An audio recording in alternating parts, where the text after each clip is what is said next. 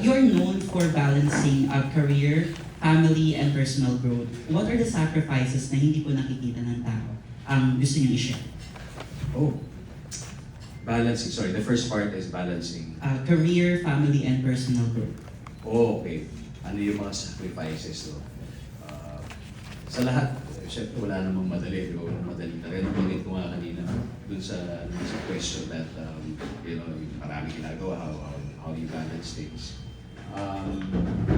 Well, meron at merong hit talaga dyan. Meron at meron kahit paano magsasuffer. But you just really have to make up for it kung sakali. Tulog. May panahon, di ba, tulog, may panahon dati na araw-araw talaga yung trabaho. And I'm sure makaka-relate dito lahat ng mga hardworking dads, di ba, who commute every day. In the morning, they wake up, they leave even before their kids are awake. They go home, tulog na yung mga bata, hindi na nila nakikita. May mga panahon na ganun din, di ba? So, I think, pag may panahon na pwede kang makabawi, you just really have to make up for it and explain na, nangyayari mga bagay na ito dahil ginagawa din namin ito para sa inyo.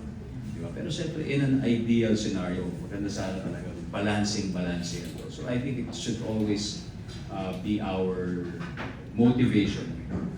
Try in a way to strike that balance. Talagang, kahit pa paano walang magsasaka. If your children were to read this Esquire cover 10 years from now, what would be the message or the takeaway would you like for them to get? Oh, paano ba?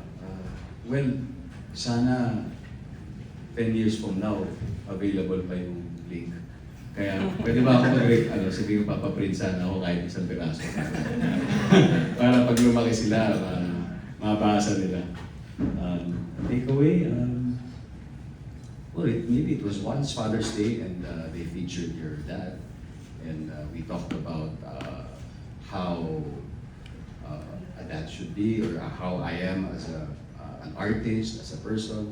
Hindi ko alam eh. Pero siguro ang pinaka-takeaway ko na lang din, yung gusto kong maging takeaway nila. And it is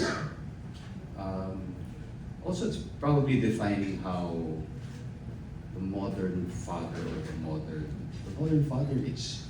Di ba?